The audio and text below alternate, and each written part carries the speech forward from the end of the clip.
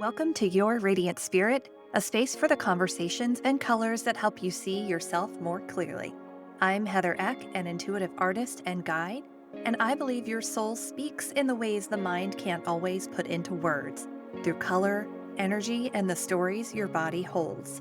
This show is where we explore those messages.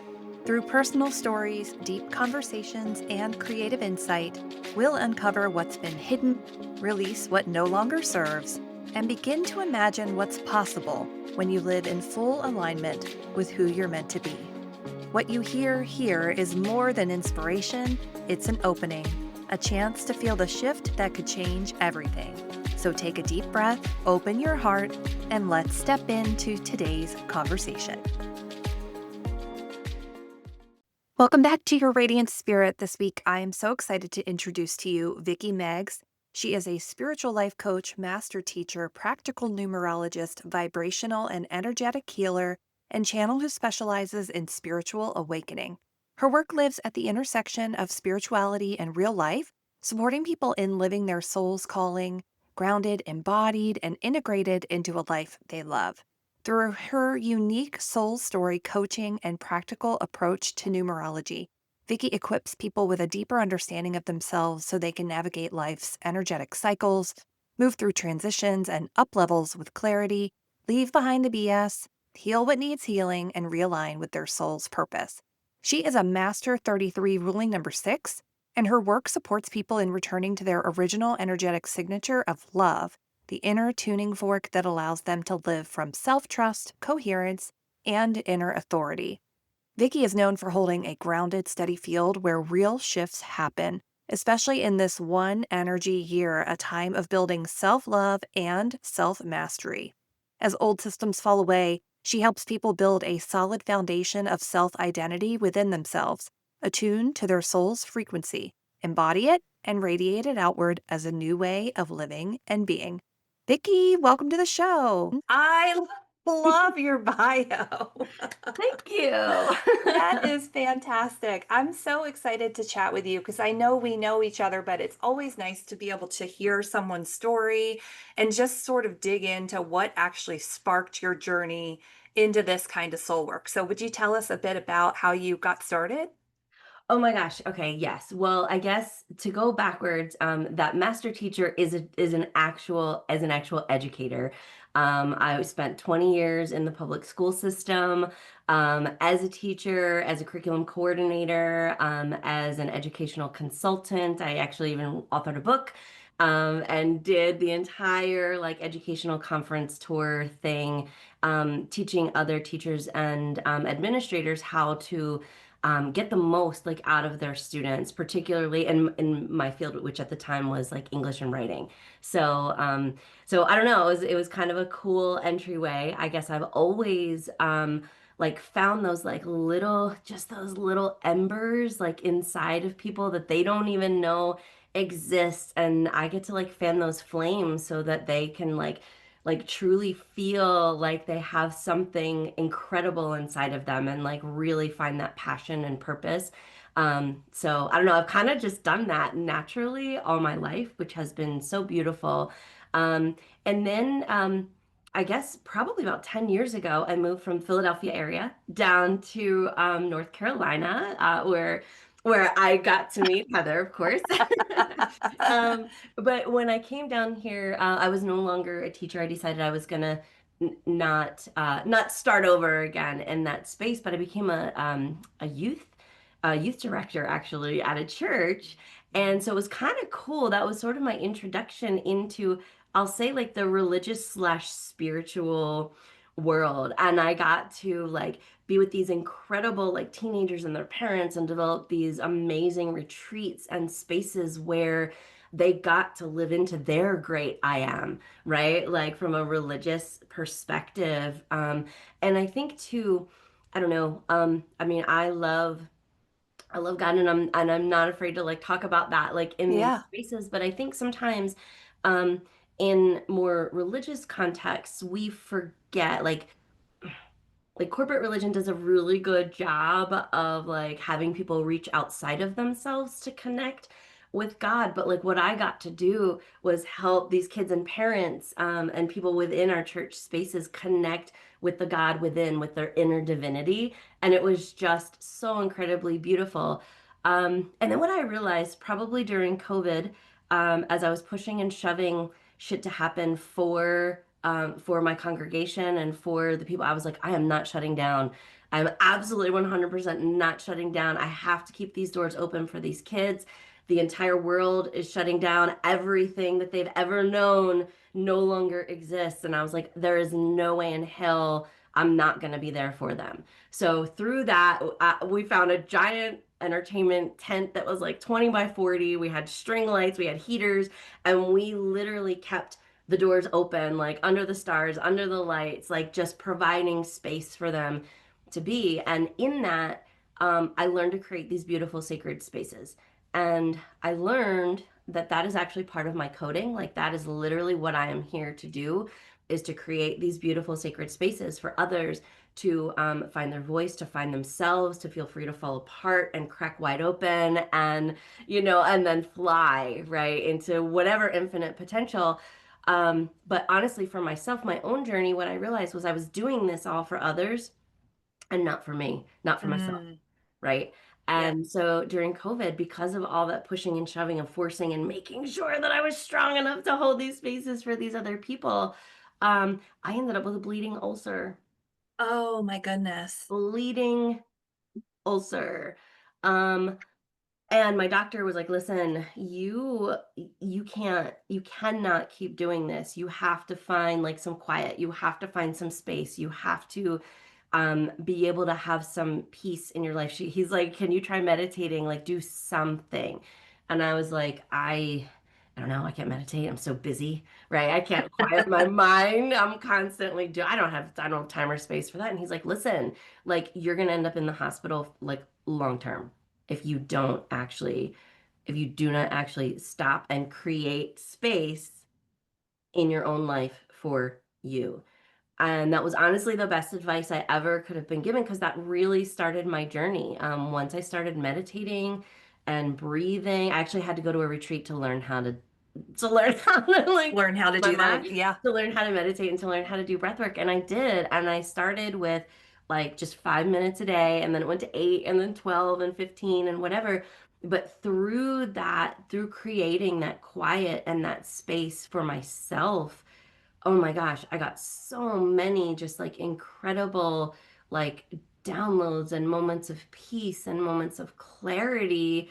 And that I think is really what started my journey. Like I realized I was doing all this stuff for other people, but never provided that sanctuary for myself because I was always the one holding the space for everyone else. Hmm.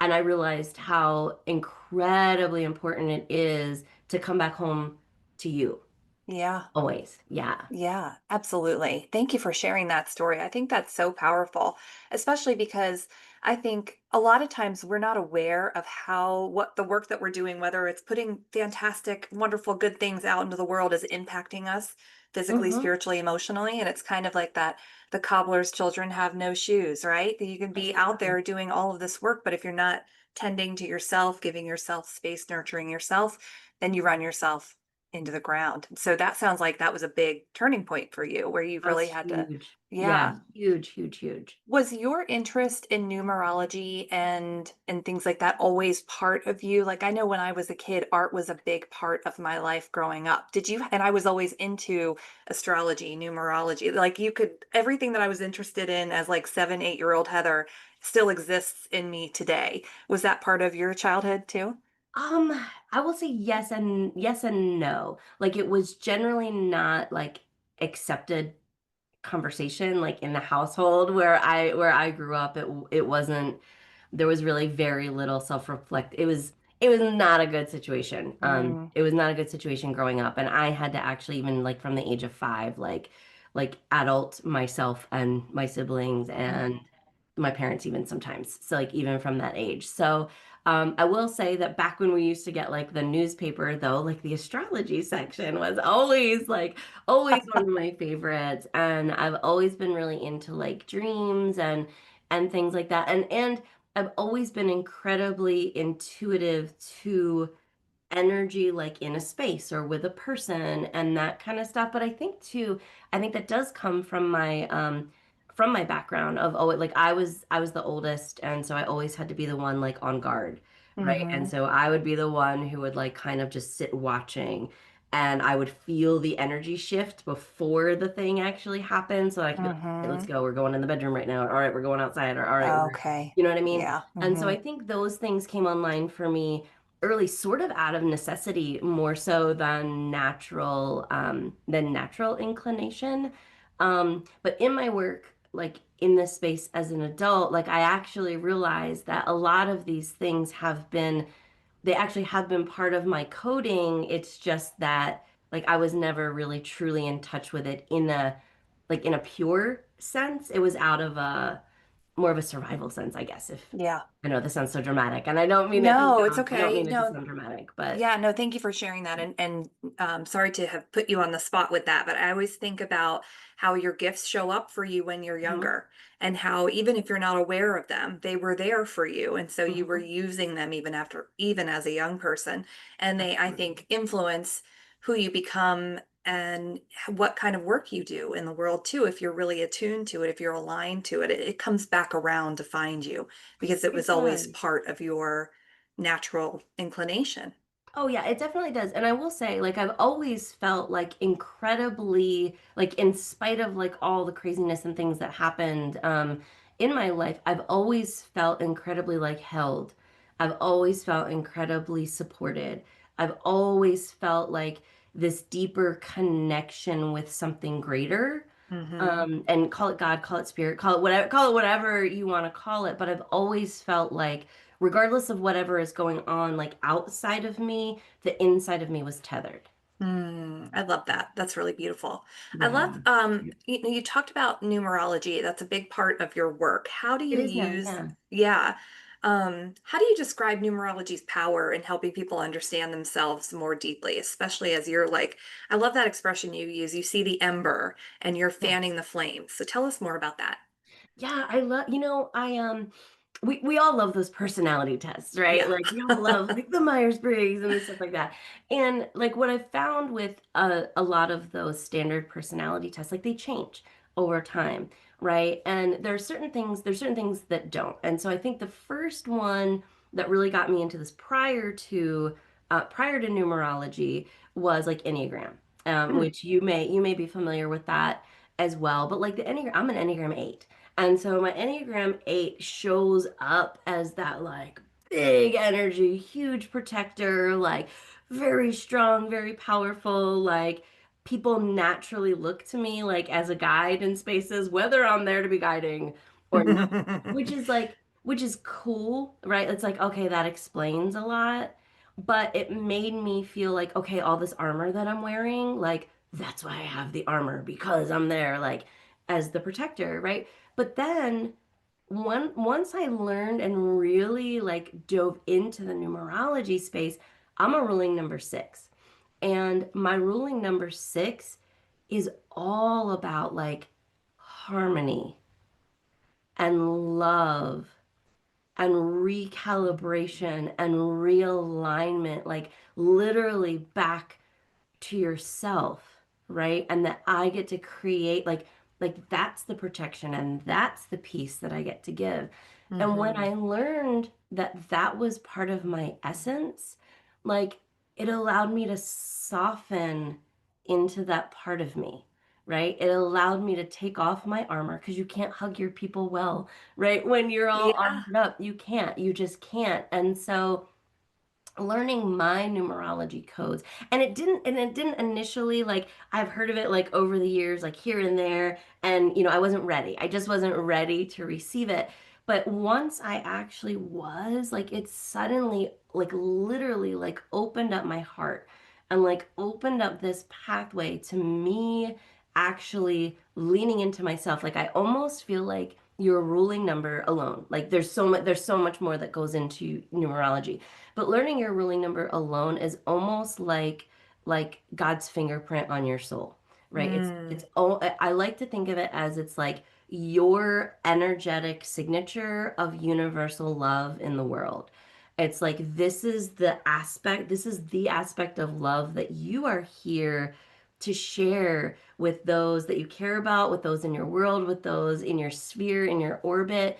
And when you start showing up in that way, it is so incredible. Like when you can actually like embody that and show up as that, like in your world, like how that radiates and how it magnetizes just everything that you want in your life, it starts like clicking. It starts clicking into space. So, I don't know, like I just kind of love it. Like I feel like it's a beautiful entryway. Yeah. So many people right now, and there are some energetics like in the world and around the earth that are happening right now. And some of this, and in some of our circles, we may have heard about these things, right? It's like the dissolution of systems and structures and things that, don't serve us anymore, right? And we're new, different ways of being are kind of coming online.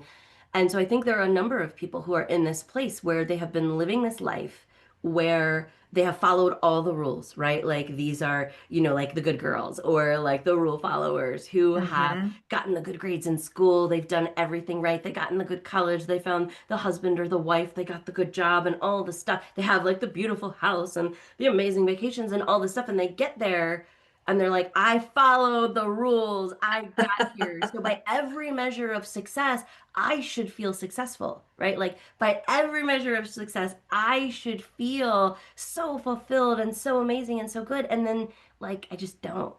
Like Yeah. what? And then it becomes like, what is wrong with me? Like why is nothing good enough for me? Like, look around, look at all of this beautiful, like, stuff that I have that I've worked really hard for. It's not a matter of like laziness at all, right? Like, I've worked really hard for all of this stuff. And yet, so many of us are still unsatisfied. Hmm. And we're thinking, like, is it me? Like, what is wrong with me? And it's not.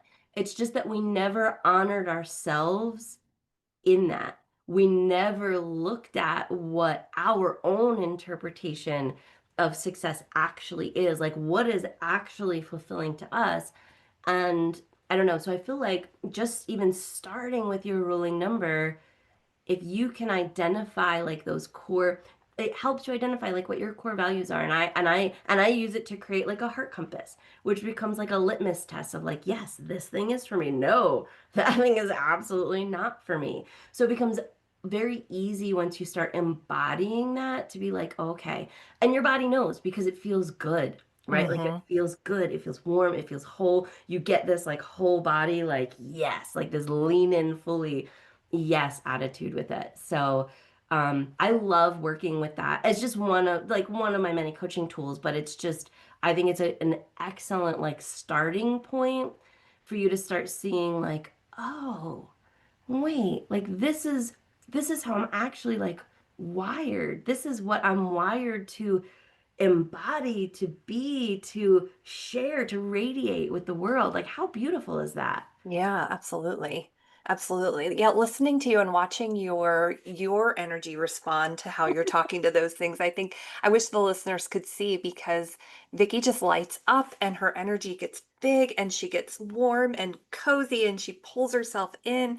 And so I can tell how much you align with the language of that ruling number and how passionate you are about helping people understand and see themselves through that ruling number too. That's Yeah, big. That's yeah. big business. It's Yeah. huge. And I think too, I don't know, I feel like I'm just one of these like great disruptors. I feel like this is also this is also in my coding, this that I'm just this great disruptor. But I also really feel like, and we talked about this a little bit too, like the gatekeeping around this stuff.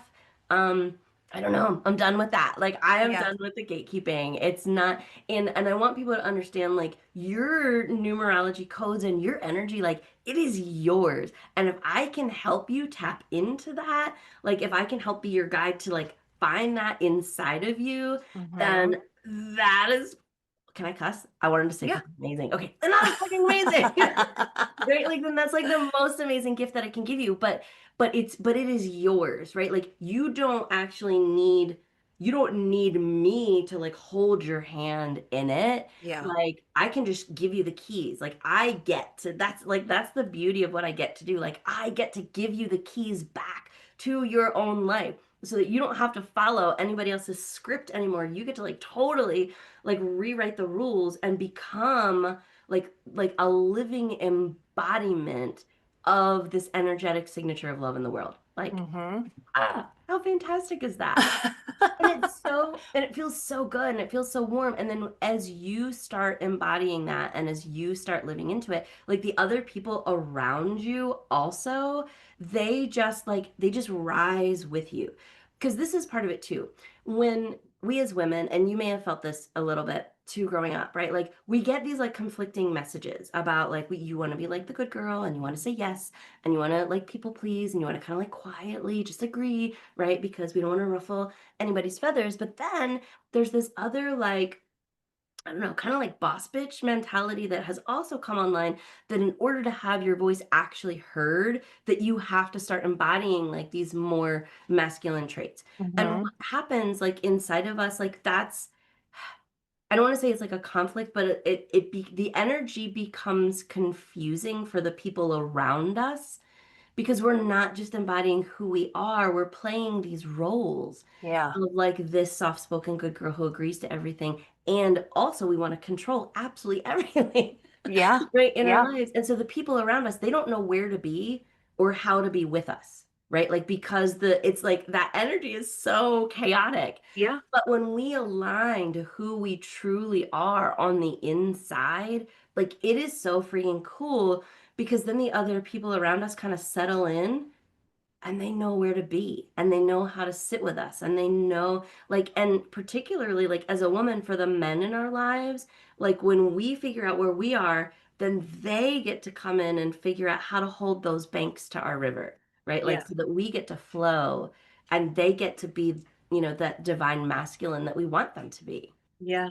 Yeah. I love that. I feel like you have such a gift of writing and a gift of talking about these things in a way that makes me go, yes, you get it. You see us. You help us understand ourselves from a bigger picture perspective. And I think the thing that I keep thinking about is this idea of the representative self that we send out into the world, that we ask Yeah. to do things for us or to show up for us in certain situations, when I think the biggest form of self-care probably is to just try and be yourself no matter what situation you're in.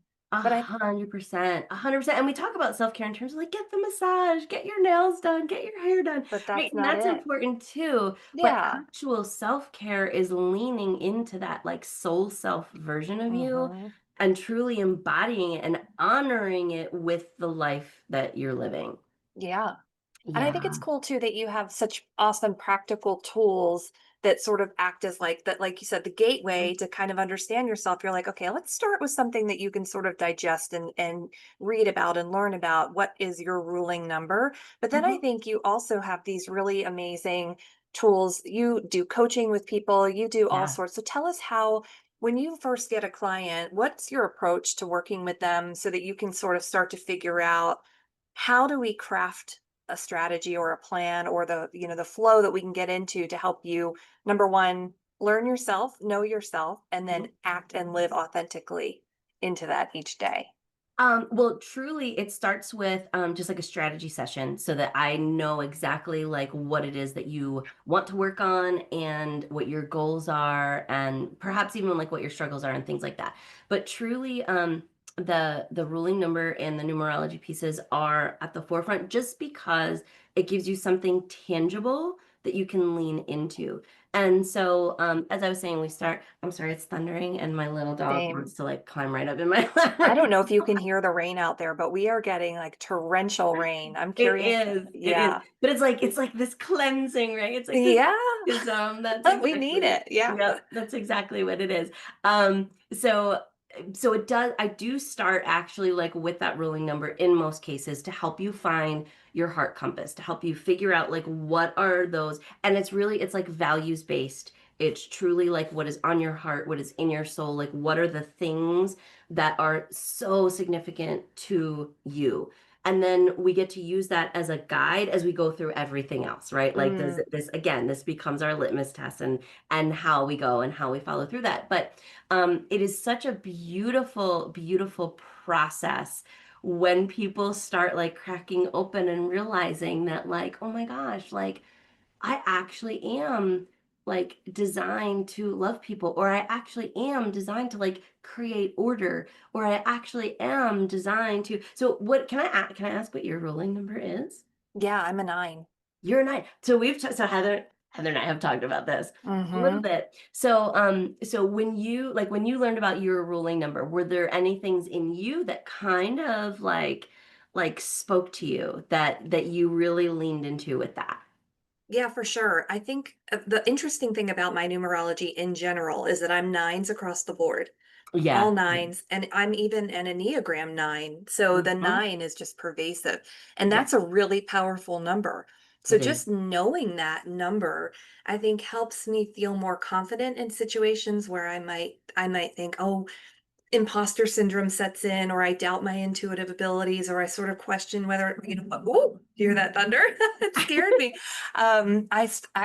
Sometimes if I feel like in doubt or I start to question, I go back to that and I'm like, no, actually, this is, like you say, coded in my whole, Yep. it's everywhere. I can't Yeah. deny it. The numbers don't lie. Cannot. It's just part of who I am spiritually, emotionally. It is a deep, deep very strong number in my chart.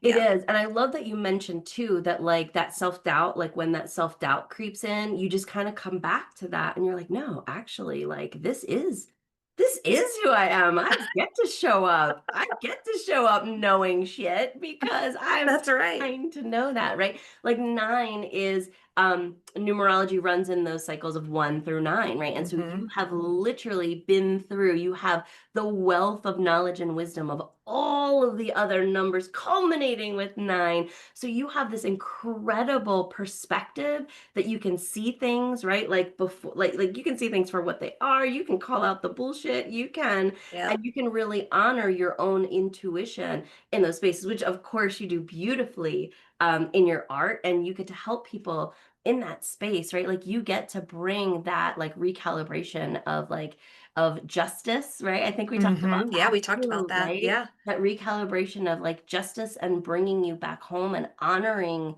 that honoring of yourself is so, so, so important. And you bring that to all of your clients too, right? And so this is part of the journey. So in my own coaching, it's helping you like the work it is all yours. Like you literally already have this treasure trove of so many beautiful and incredible tools, but it's helping you to realize what they are and helping you Mhm. to access them so that that way you can tap into them regardless of where you're going in your life. And so Yeah. I do work with individuals working on like individual breakthroughs and things like that. I also work Mhm. with couples to help them figure out where they can plug in and where their energetic signatures of love overlap. And also I do a little bit of work with entrepreneurs as well. I don't consider myself like a marketing expert or anything like that, but like through your codes, like I can help you to also figure out like who are your soulmate clients and how can you align with them through like your marketing and messaging. And Heather and I may or may not have something fun in the background going on with that as We do, well. we do, yeah. That's so cool. I love that. I think for people who are listening right now and they're going, I want that. I want to embody that. But I would love to ask you to, if you could leave us with one small but powerful ritual that we can use to sort of go back and find our centers, or just realign with the truth of who we are, what would you leave us with? Oh gosh. Oh my goodness. Okay. You're putting me on the spot here. Take your time. Take your time. But I think the big thing is I do a lot of work with heart mind coherence. And so learning to breathe into your heart space, like feeling like I know we breathe into our lungs, right? Like I know that. Right. But those who are listening to you, they're probably used to this kind of talk and Of this kind of course. Yeah. phrase. So if you can just imagine like breathing that beautiful like crystalline white light energy in like directly into your heart space. And as you are trying to think through something, like I know a lot of us get caught up in the brain spaghetti up Mhm. here, but if we can pass it through our hearts first and then transfer it up to our brains, that is where we have that kind of alignment so that we can get out of our sympathetic response that puts us Mhm. into fight, flight, or freeze, and instead get into this is just my natural state of being. And I am naturally in that state of flow. So literally breathing into that heart space and kind of setting your desires into it and breathing that in and then pulling it up into your mind and kind of letting that float around. So doing that anytime you have like a big task that you need to do is kind of beautiful and amazing to kind of just like set the scene before you get into your anxiety and brain spaghetti. Yeah. I love Yeah. that. That's beautiful. And I just did last month a heart chakra workshop, and it's giving me another idea, maybe another way we can collab on doing some heart clearing, breathing into the authentic self. That's so important. So, so important. It Well, thank is. you so much, Vicki. I love you. I think you're wonderful. I feel like you pulled me into your enthusiasm for living into ourselves authentically and understanding ourselves through numerology. And that's so powerful. And I hope that you go listen to Vicki on Instagram and also go check out her website so that you can figure out your own numerology number and start to learn yourself. But Yeah, start embodying it and start living embodying it into it. today. Yeah. Yes, yes, Heather, I have so enjoyed being here. I love you so much. Love I being love in you your too. energy and in your orbit. So thank you so much for inviting me on. Of course. Thank you so much. My friends, if you'd like to connect with Vicki beyond today's conversation, you can find her on Instagram, where she shares monthly energy forecasts, practical numerology insights, and guidance for navigating spiritual awakening in real life. She's also offering a 6-week in person awakening experience in Raleigh called Awakening, Shifting the Frequency in the Field, beginning just this February. Coming soon, she's opening a year-long coaching and field-based mastermind called Soul Led, The Art of Embodied Awakening, for those who are already to fully integrate their awakening into their lived life. So you can explore more of Vicki's offerings, workshops, and receive a free ruling number description at www.rootedinreal.com. That's rooted-n-real, real.com, or by connecting with her directly, which I'm sure she'd love. If you haven't already gotten my free color healing kit, grab it. It is a 15-page journal, all related to helping you understand more about color, the way it supports you in your life. And as a special gift for downloading the color healing kit, you also get free access to my color healing calls. They are a free monthly color healing community call where we can hop on together, do a little therapeutic art, talk all about color, and you get special access to one-on-one color readings with me. That's it for this week, my friends. I hope you have a wonderful day. Thanks so much for being here. Take care. Thank you for joining me today on Your Radiant Spirit. Every conversation here is an invitation to go beyond the surface, to listen to what your soul has been whispering, and to step into the life you've been longing for. If you're ready to go deeper, to work in a way that's personal, creative, and profoundly transformative, you'll find ways to connect with me in the show notes. Whether it's through art, a guided session, or a fully immersive journey, you'll discover a space where your truth is seen and your next chapter begins. If this episode spoke to you, it would mean the world if you shared it with a friend, left a review, or subscribed so more people can discover the conversations we have here. Until next time, my friend, keep noticing the colors, the moments, and the nudges. They're all leading you home. And for now, take a breath, hold on to what resonated, and carry it with you into the rest of your day. Thanks for listening.